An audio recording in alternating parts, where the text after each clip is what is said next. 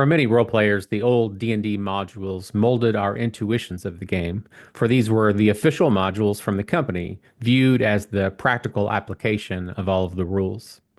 Beyond maps and numbered rooms, traps and treasures, they shaped our sense of what role-playing was.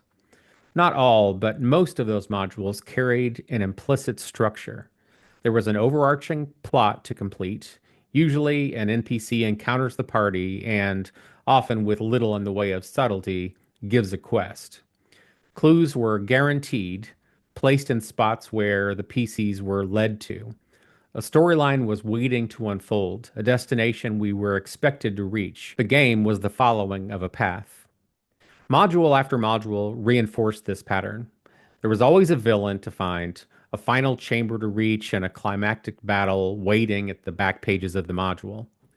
We learned to think of role playing as an act of fulfilling the module's outline. We grew accustomed to the idea that the player's job was to follow that story rather than to shape the world through their choices. Instead of a living other world governed by organic cause and effect, we inherited a sequence of effect beats model. The second and now third generation of gamers, who may have not even played those early TSR modules, were still indoctrinated by those who did, we munchkins. The paradigm taught to the 70s and early 80s gamers was passed down implicitly, if not explicitly, that this was how role playing games were to be played. Naturally, when we began creating our own adventures, we were deeply influenced by that old module mentality. This scripted practice alters the player view of the world, making it a narrative backdrop rather than a world that can be genuinely affected. Consequences curve to meet the agenda of the module. Events warp to push the group in a particular direction. The facade of true freedom is there, but cheap and cracking. It's fake. Even when gamers explicitly oppose any hint of railroading, signs of that old indoctrination appear. Listen for phrases like, if the PCs are careful, they will live, or if they search thoroughly, they will find the right clues. These ideas assume a hidden promise that diligence ensures success. The module will be completed. The players who work hard will win. This shaped the players too. They learned that proper play meant searching for cues that pointed toward the next chapter of the module. Their choices narrowed into the safe lanes that aligned with the expected storyline. The modules rewarded staying on course and punished anyone leaving it. In fact, I think there was an inherent sense that if you were not following the module's path, that you were actually playing wrong.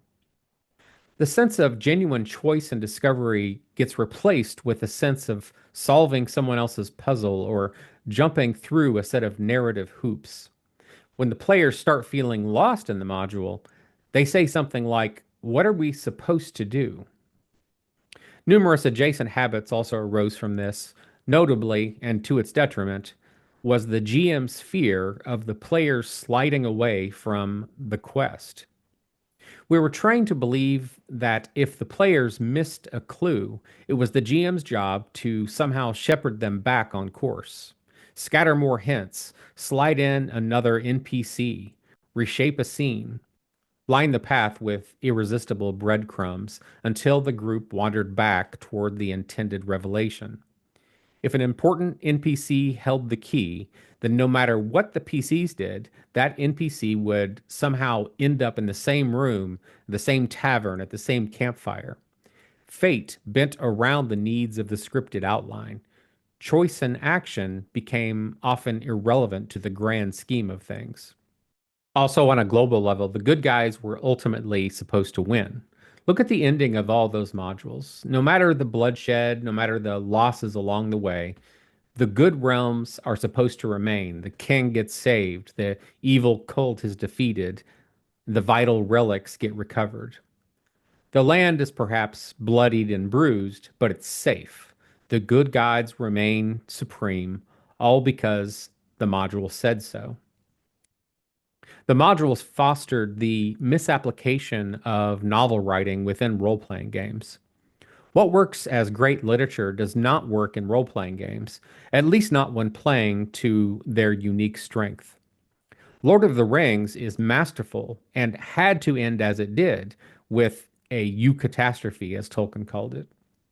But such a model applied here pollutes the very thing that makes role playing unique.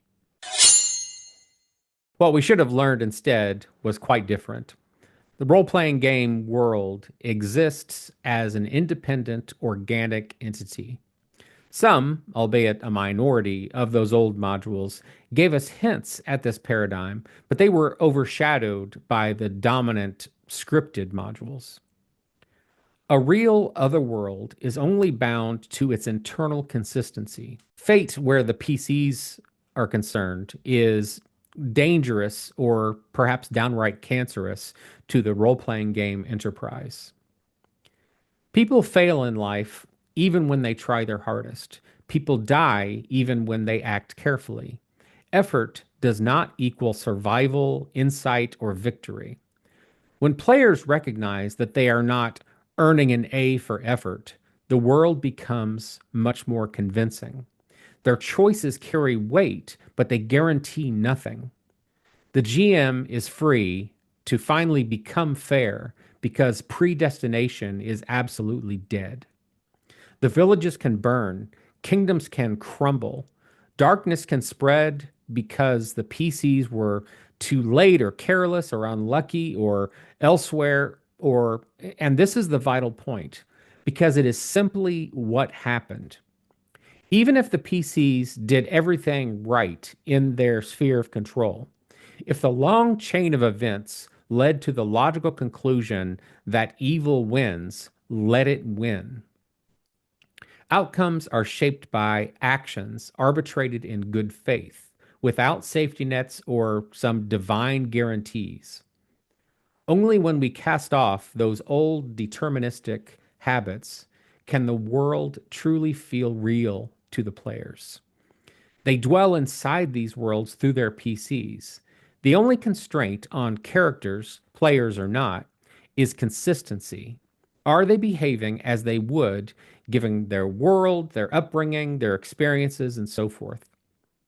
Characters act with legitimacy, and the world responds naturally.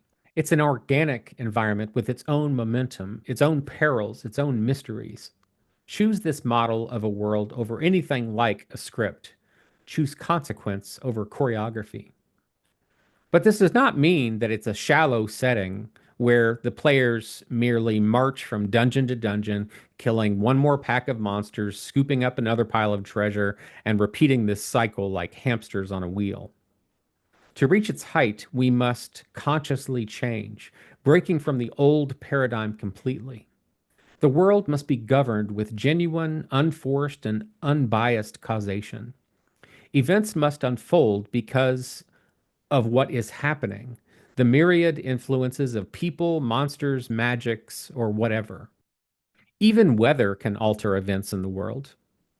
The game world must have its own momentum and dangers, its mysteries, all independent of the GM's or player's expectations. Life is a series of if then links in a vast chain, not a chain of predetermined outcomes. Legitimate player volition and causation open this door of connection and investment. A novel cannot grant this, for it has a fixed path, a storyline already carved in stone. A video game can't grant this. Its rails are perhaps veiled, but they're unbreakable, boundaries fixed by code. A war game can't grant this, for its true goal is victory with a focus on numbers and formulas and strategies, not habitation in a three-dimensional world. Only the role-playing game has the possibility of allowing the secondary world to be the primary focus, with the players moving inside of it as integrated participants rather than observers. What escaping the old module model can bring is rich, dynamic, and layered. A fantasy world is filled with those mysteries that predate the PCs by eons. It brims with dangers and events that don't care who the PCs are. Its peoples and societies are complex, contradictory, and alive. Its glades are wondrous. Its haunted ruins are horrific. Its cultures hold beliefs that shape their choices. Such a world contains all the raw components of plot. You have intrigue, conflict, secrets, tragedies, and hope. But the crucial difference is this: these plots are not pre manufactured, waiting for the PCs, nor orbiting them. The world is not holding its breath until the party arrives. Events are unfolding everywhere, and the PCs may only glimpse a tiny fraction of them. What the PCs learn, who they collide with, what they become entangled in, is dictated only by cause and effect from the mixtures of choice and chance. Their actions should generate organic ripples, cascading naturally. Stay to protect the threatened village. Leave the village to follow the clues they happen to find, interpreted correctly or not. All of this flows outward into new consequences. If they encountered the goblins at the right time, saved the village, and became heroes, great. If they missed the goblins by an hour, discovering the village was slaughtered, so be it. The world keeps moving, oblivious to the desires of the players or the GMs. With this shift, players make a fantastic realization. They know that the world's causation is legitimate. They know that what they do, what is happening everywhere, is not being nudged or fudged for them. With this change, story can be discovered, but it is a completely different animal.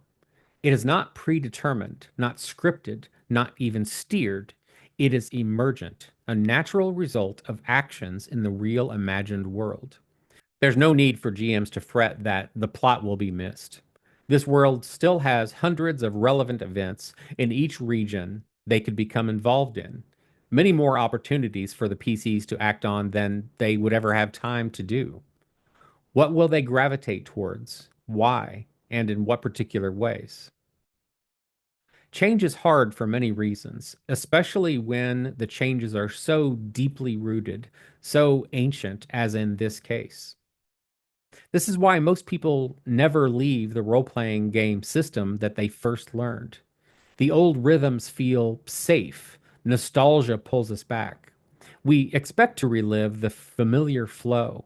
We expect the same structure, that style, the same quiet assumption that the world will behave like those old modules taught us.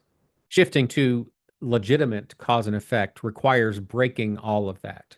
It feels strange at first. It feels wrong only because it's unfamiliar. But the reward for pushing through this is extraordinary. You suddenly realize that there are no guardrails, there's no script. Free will becomes a real thing. The world is no longer a path, but a place. And perhaps for the first time, the players can enter it and act inside it, knowing that everything they do can truly matter.